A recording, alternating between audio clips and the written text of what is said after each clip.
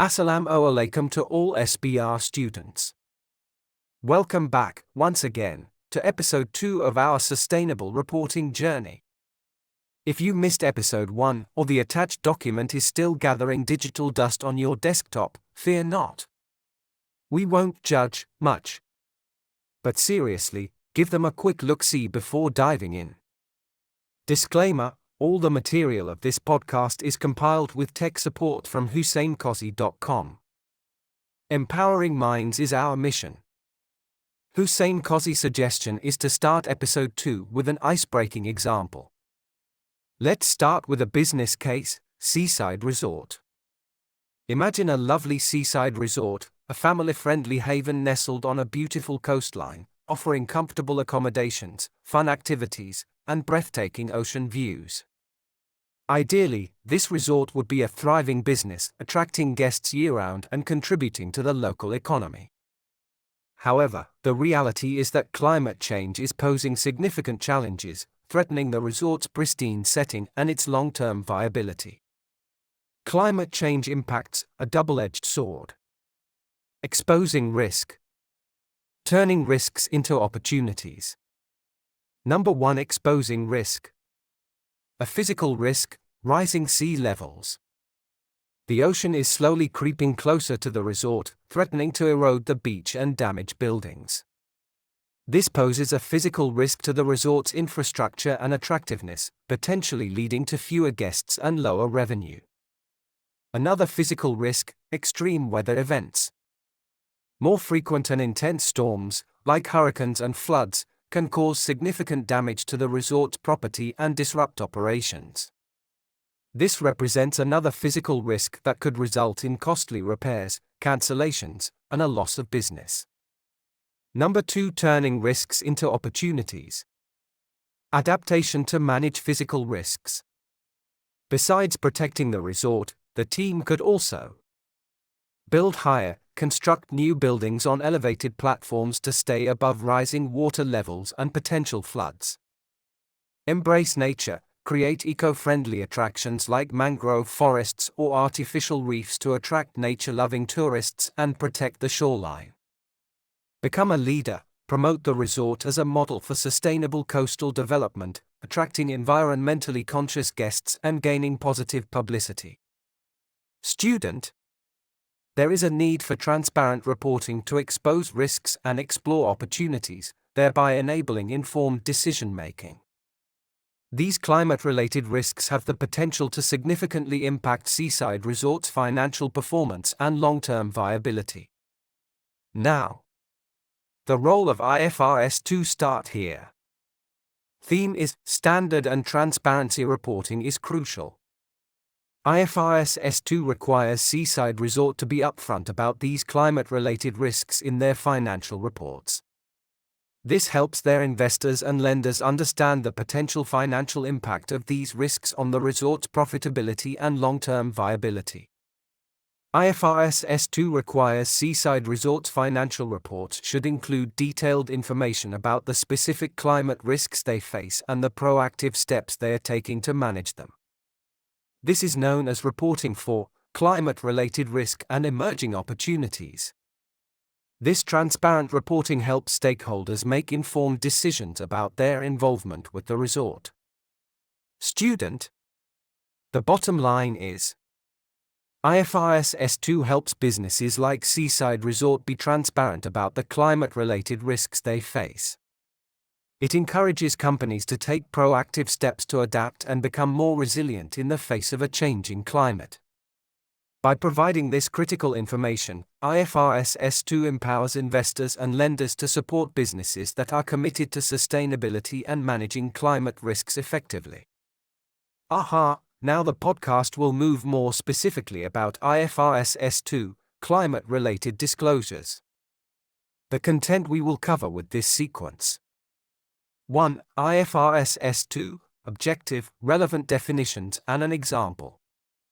2. IFRS S2, content. 3. IFRS S2 practical example.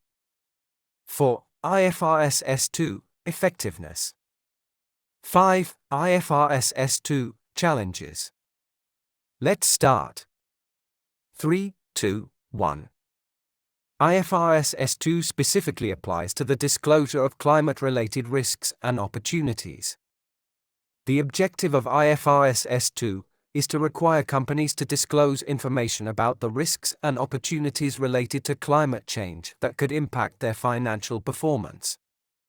You listen very right, information about risks and opportunities related to climate change.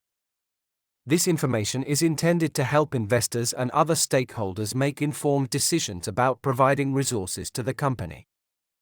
The scope of IFRS S2. Climate-related risks, which means the potential negative effects of climate change on an entity. This can be classified as physical risks. Examples: floods, wildfires, rising sea levels. Transition risks, examples: policy changes, technological shifts, market changes. Don't forget, physical risk and transition risk. Climate-related opportunities available to the entity. Example: using solar, wind, or other clean energy sources instead of fossil fuels can help businesses save money on energy bills and reduce their carbon footprint. Students, come on, let's move with an example. Just imagine a picture of an automobile manufacturer, BMW. BMW. Climate-related risk. Increasing regulations on greenhouse gas emissions could lead to higher production costs and potential fines. BMW. Disclosure: BMW could disclose its investments in research and development for electric vehicles or hybrid technologies, as well as its plans to reduce its carbon footprint in the supply chain. BMW. Climate-related opportunity: BMW could benefit from government subsidies or incentives for producing electric vehicles, and could position itself as a leader in sustainable transportation. This could attract more customers, increase market share, and enhance the company's reputation. Students. Hussein Kozi has gathered information from various sources and organized it in a way that makes it easy to learn about sustainability reporting in a step-by-step manner. Let's move forward. IFRS S2 Disclosure Content. IFRS S2 uses the same 4 disclosure categories as IFRS S1. Number 1, Governance. Number 2, Strategy. Number 3, Risk Management and Number 4, Metrics and Targets. Let's deep down the content. Number 1, Governance. Governance processes used to monitor climate-related risks and opportunities. Focusing on the monitoring and roles of those responsible for governance of climate-related risks and opportunities. Example as per IFRS S1. Number 2, Strategy. The strategic approach the entity uses to manage climate-related risks and opportunities. Climate-related focus such as disclosing how both physical and transition risks are identified, planned for and how resilient the entity is to these risks. Example as per IFRS S1. Number 3, Risk Management. The processes the entity uses to identify, assess, prioritize and monitor climate-related risks and opportunities. Example, how the nature, probability of occurrence and potential magnitude of any physical and transition risks and climate-related opportunities are assessed. Number 4, Metrics and Targets. The entity's performance in relation to climate-related risks and opportunities, including progress towards any targets the entity has set or is required to meet by law or regulation. Let's add more details about metrics and targets. Metrics, what does this mean? Metrics are simply ways to measure and keep track of important things using numbers. For example, a textile factory might use the metric liters of water used per meter of fabric produced to measure its water efficiency and track progress in reducing water consumption. Another example, a company might use the metric tons of CO2 emissions to measure its impact on climate change and track its progress towards reducing its carbon footprint. So, entities are required to disclose metrics and targets that will help the primary users understand its performance in relation to climate-related risks and opportunities. According to IFRS S2, this includes: entities are required to disclose gross GHG emissions under these scopes. GHG emissions means the total pollution a company creates. The company should disclose Scope 1, direct emissions from sources owned or controlled by the entity, like industrial process. Scope 2, indirect emissions from purchased or acquired electricity, steam, heating, or cooling.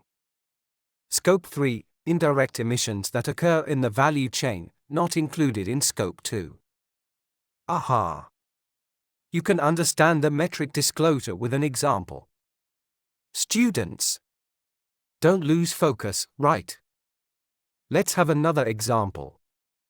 A manufacturing company, Green Corp, is preparing its GHG emissions disclosure under IFRS S2.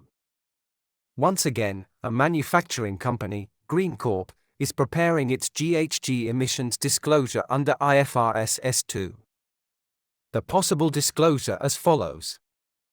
Scope 1, direct emissions. Fuel combustion, vehicles 500 tons carbon dioxide, CO2. Industrial processes, 800 tons CO2. Total Scope 1, 1,300 tons CO2. Scope 2, indirect emissions from purchased energy. Electricity, 1,000 tons carbon dioxide. Purchased heat, 200 tons CO2. Total Scope 2, 1,200 tons CO2. Scope 3, indirect emissions from value chain. Purchased goods and services, 500 tons carbon dioxide.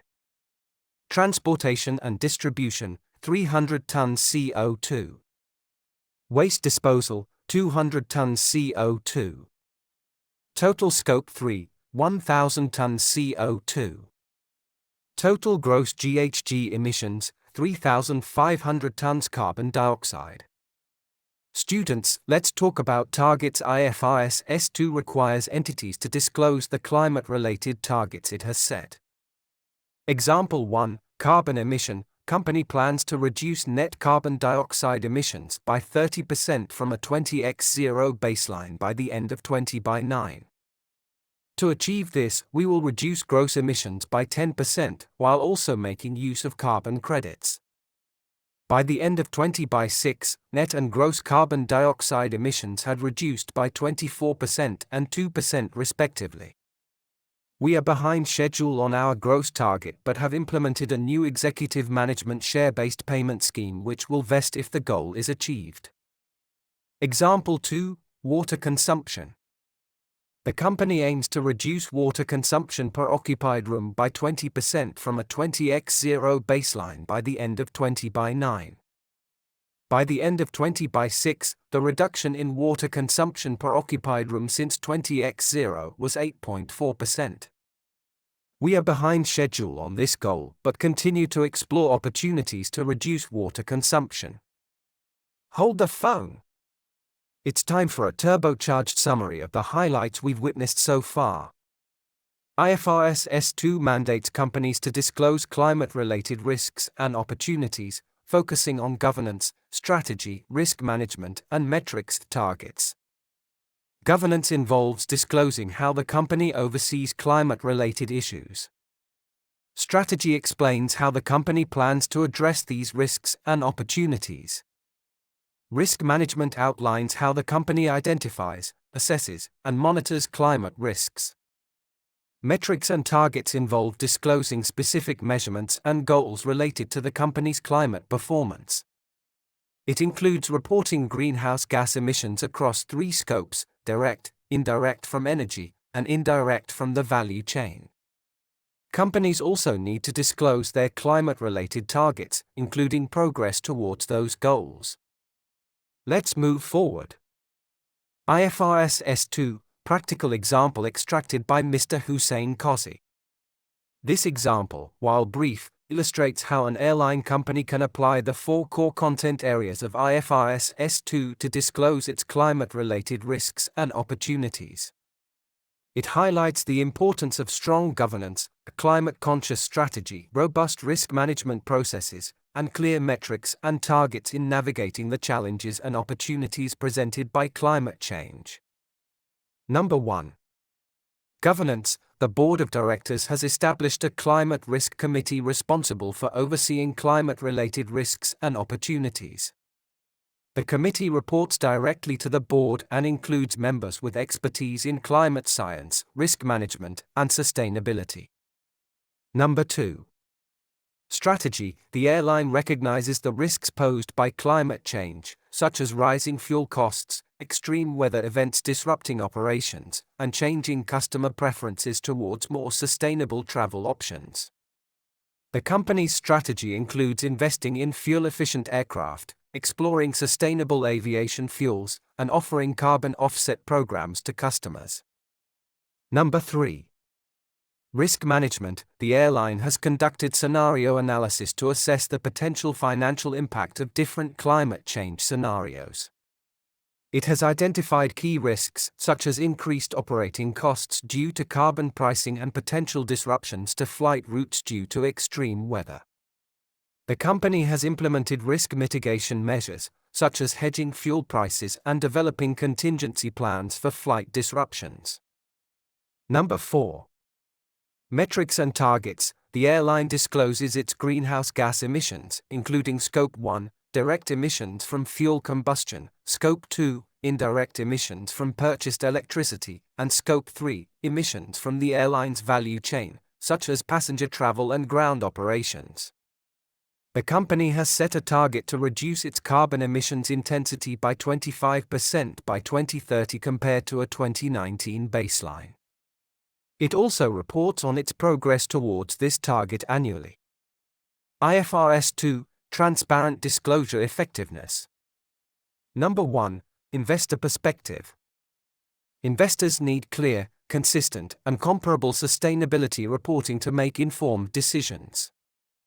They want to understand a company's governance, risks, opportunities, and how sustainability influences decisions.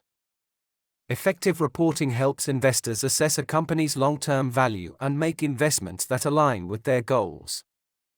Number 2. Reporting entity perspective.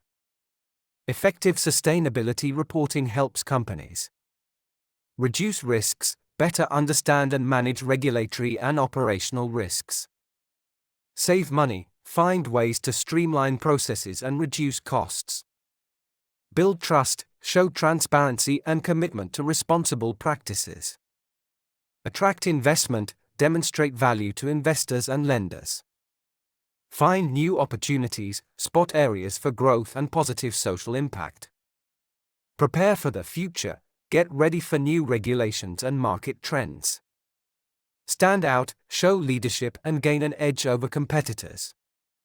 Overall, reporting on sustainability pushes companies to adopt and improve sustainable practices, leading to long-term benefits.